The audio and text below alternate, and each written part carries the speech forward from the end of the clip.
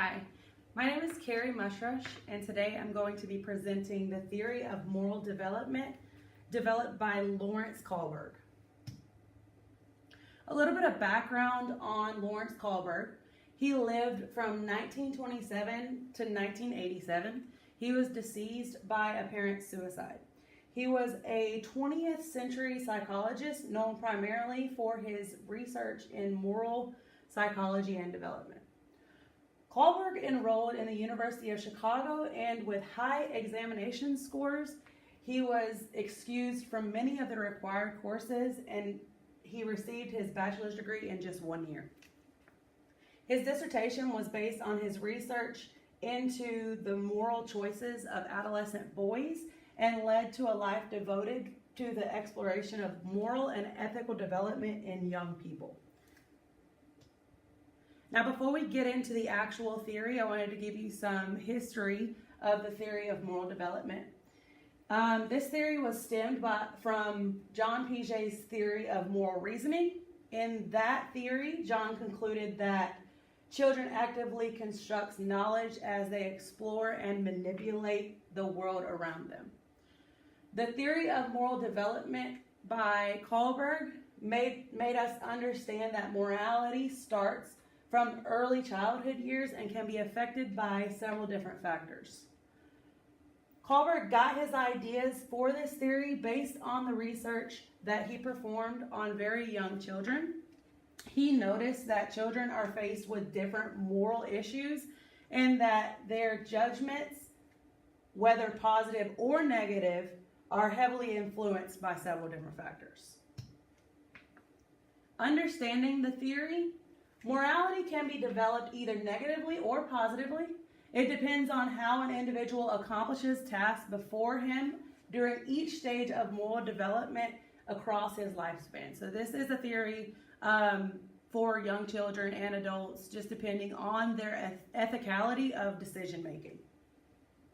Kohlberg argued that correct moral reasoning was the most significant factor in moral decision making, and that correct moral reasoning would lead to ethical behavior. The theory is made up of 6 different stages, and those are separated into 3 different levels that we will talk about next. Here's an outline of the theory. In level 1, the pre-conventional morality level, there is stage 1, which talks about punishment and obedience. Stage 2, which is individualism and exchange. Level 2 is the conventional morality, which is stage 3, interpersonal relationships, and stage 4, social order.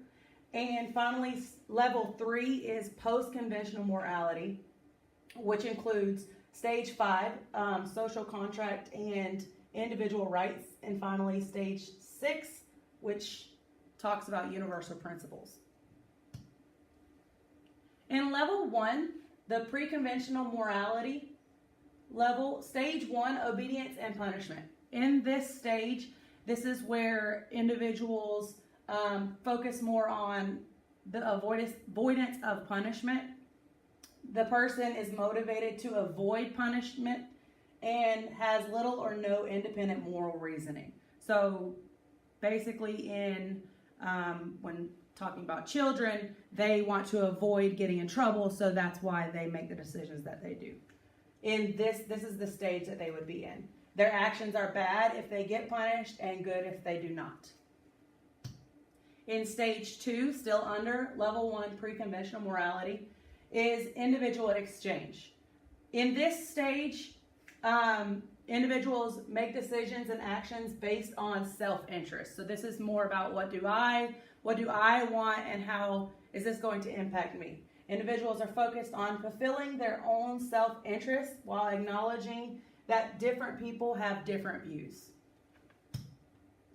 In level 2, the conventional morality level, stage 3, interpersonal relationships. So in this stage 3, moral decisions, it includes moral decisions based on getting people to like them. So in this stage, we're not really worried about ourselves, we're worried about others and how they see us. Individuals emphasize the importance of being kind to other people, engaging in good behavior, and showing concern for others. It also includes strong emphasis on gaining approval by others. Stage 4, still under level 2 conventional morality, is social order. In stage 4, we recognize that laws are more important than individual needs. So it's talking more about law and order. Individuals are determined to obey the rules, focusing on the value that the law adds to human life. It might argue that breaking the law is wrong because the law is designed to protect people. It focuses on social order and upholding cultural norms. Finally, in level 3 of the theory is post-conventional morality. Stage 5 and stage 6. Stage 5 is social contract and individual rights. In stage 5, this is where people try to act in ways to achieve the most good for the most people. They judge laws on just if it fails to do so. It focuses on doing what is best for society as a whole and respecting individual rights. In stage 5 and stage 6, civil disobedience would be endorsed by people. And finally, stage 6 is where we focus on universal principles. This is where we have a sense of justice. It strongly develops sense of injustice of action. Individuals are focused on upholding principles of universal justice, fairness, and ethics. They believe in the democratic process, but also endorse disobeying unjust. Now, I felt that it was very important because that was just a list of the theory stages. I felt that it was very important to give you that theory in action. There was an example called the Heinz dilemma. And in this dilemma, it talks about a lady named Clara. She goes to the doctor, and the doctor tells her that she's very sick. So she's on her deathbed. The doctor gives her a prescription for a medicine. This medicine costs $2,000, which is something that is not in their budget at all. Her husband, Heinz, goes to the pharmacist and realizes that the prescription was $2,000, even though that pharmacist was marking that prescription up 10 times. So the pharmacist got the prescription for $200 and was selling it for $2,000. And Heinz was trying to find a way to get around, because they did not have good insurance to be able to cover this medicine. But his wife was on her deathbed, and how could they afford this medicine or obtain this medicine without breaking the law? So using the theories and the different stages, we will talk about some of the decisions that he could have made within each stage. This is where the stages come into play. At the pre-conventional level, in stage 1, which is obedience, Heinz could have decided that he should not steal the medicine because he will consequently be put in prison, which will mean that he is a bad person. Or he could have decided that Heinz should steal the medicine because it is only worth $200 and not how much the druggist wanted for it, which was $2,000. Heinz even offered to pay for it and was not stealing anything else. Now in stage 2, which is self-interest, this is more where he's focusing on what is best for me. Heinz could steal the medicine. He would be much happier if he saves his wife, even if he had to serve prison time. Or he could have decided under this stage that he should not steal the medicine because prison was an awful place to be, and he would rather languish over his wife's death than to be in prison. So that's more of a, how is this going to impact me? What am I going to have to suffer from this? In the conventional level, however, stage 3, which is conformity, Hines should steal the medicine because his wife expects it and he wants to be a good husband. So he's thinking about more of his wife in this way. Or Hines should not steal the drug because stealing is bad and he is not a criminal. He has tried to do everything he can without breaking the law. In stage 4, however, under the conventional level, is law and order. This is where we focus on, are we breaking the law? Hines should not steal the medicine because the law prohibits stealing, making it illegal.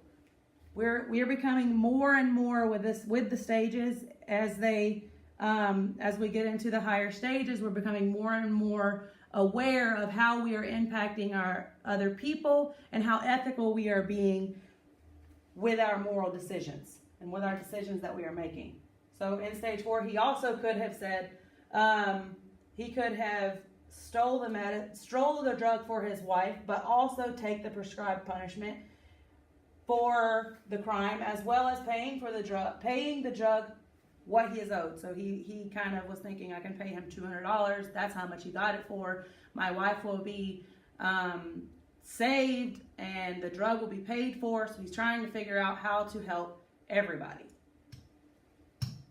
At the post-conventional level is stage 5, human rights. Hines should steal the medicine because everyone has the right to choose to a choice life, regardless of the law. So he does have that decision to make. Does he want to steal the medicine and save his wife and suffer the consequences?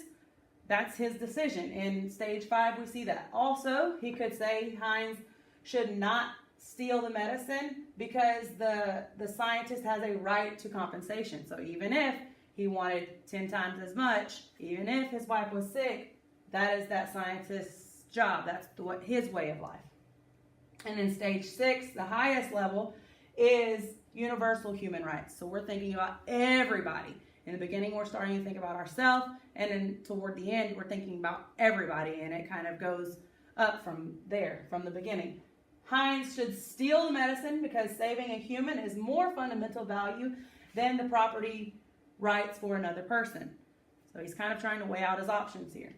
Or Hines should not steal the medicine because others may need the medicine just as badly, and their lives are equally significant.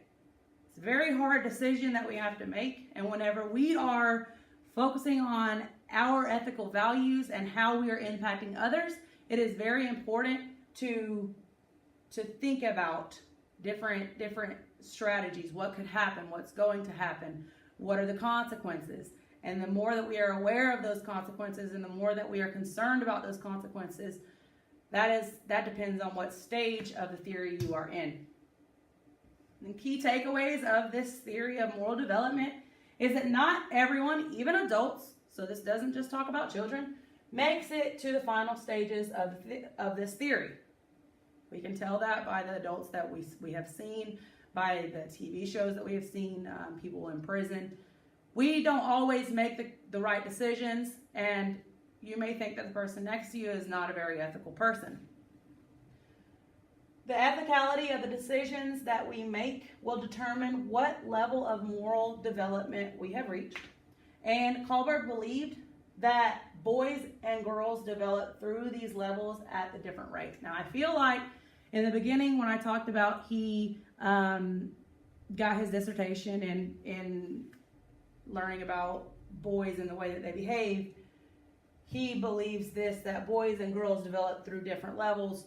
That could be a sexist opinion. However, he was a very good psychologist, so we do need to put that in there.